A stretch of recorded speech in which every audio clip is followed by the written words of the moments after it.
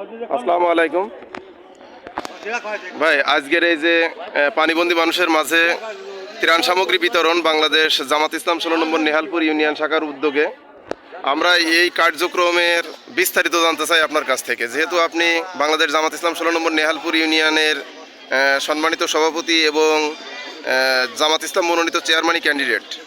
আপনার কাছ থেকে জানতে চাই আজকের এই যে ত্রাণ সামগ্রী জামাতের উদ্যোগে আসলে এই রকম ইউনিয়ন পরিষদের ভিতরে আপনার আগে কোনোদিন করার সুযোগ পাচ্ছেন কিনা?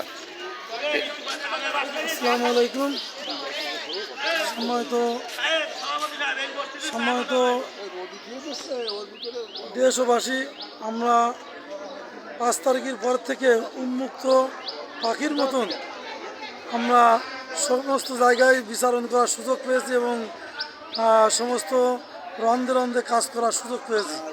তার ধারাবাহিকতা আলোকে আমরা এই বন্যায় যে পানিবন্দী মানুষগুলো রয়েছে আমাদের নেহালপুর ইউনিয়নে, যে সমস্ত ভাই বোনেরা আছে পানিবন্দী অবস্থায় জীবনযাপন করতেছে, এগুলো আমরা আমাদের নেহালপুর ইউনিয়নের সকল দায়িত্বশীল এবং থানা পর্যায়ের থানা আমির জনাব অধ্যাপক ফজলুল হক সহ আমরা সকলেই ইউনিয়নের সকল পর্যায়ে পানিবন্দী মানুষের মাঝে আমরা গিয়েছি। তাদের দুঃখ কষ্ট দেখে আমরা খুব মর্মাহত হয়েছি। তার ধারাবাহিকতা আলোকে আমরা আমাদের সাংগঠনিক সহযোগিতায় মানুষের মাঝে ত্রাণ সামগ্রী বিতরণ করার সুযোগ করতে পেরেছি। আর বিশেষ করে নেহালপুর ইউনিয়নে এই সর্বপ্রথম আমাদের দলীয়ভাবে আছে ত্রাণ সামগ্রী বিতরণের কার্যক্রম শুরু করেছি। আল্লাহ তাআলা ইচ্ছা করলে এবং রাজি খুশি হলে এর থেকে আরও বেশি অধিক পরিমাণ আমরা জনকল্যাণমূলক কাজ করতে পারবো এ আশা রাখি।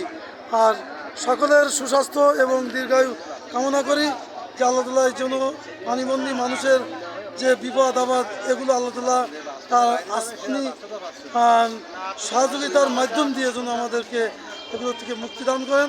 আমিন। আসসালামু আলাইকুম ওয়া রাহমাতুল্লাহি তাআলা।